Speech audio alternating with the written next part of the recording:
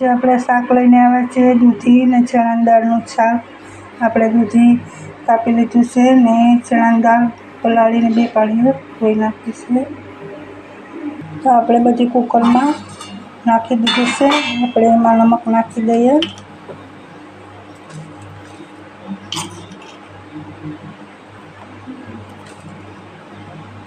હળદર નાખી દઉં,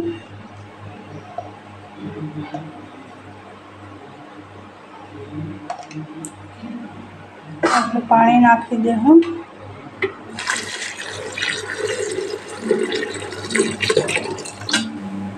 હવે આપણે ઢાંકણું બંધ કરીને બાફા મૂકી દઉં. બ્લોકમાં બનાવી લેજો. ચણા દાળ દૂધી બફાઈ ગયા છે, ટમેટા કાંકડા બફાઈ ગયા છે.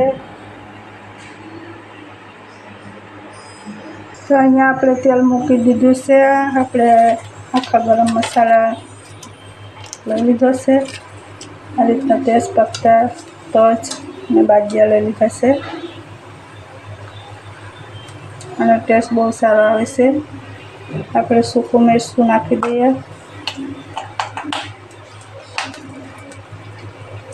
જીરું નાખી દઉં,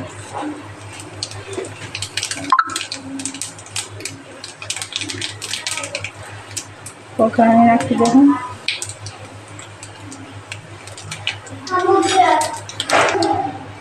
હવે આદુ લસણની પેસ્ટ નાખી દઉં.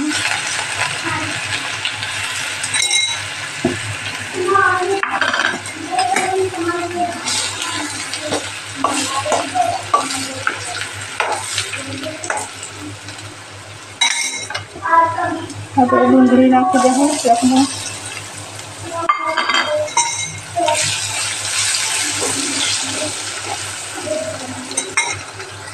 આપણી એકદમ ફ્રાય થઈ ગઈ છે તેલમાં. આપણે લાલ મરચું નાખી દઉં.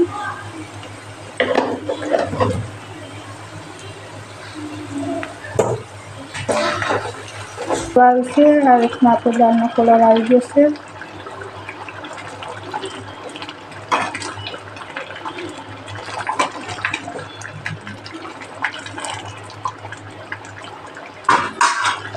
તો આપણે દાળની સેવ ઉતારી લીધી છે. આપણે આ રીતની દાળ તૈયાર થઈ ગઈ છે. આપણે ડીશમાં કાઢી લઈએ.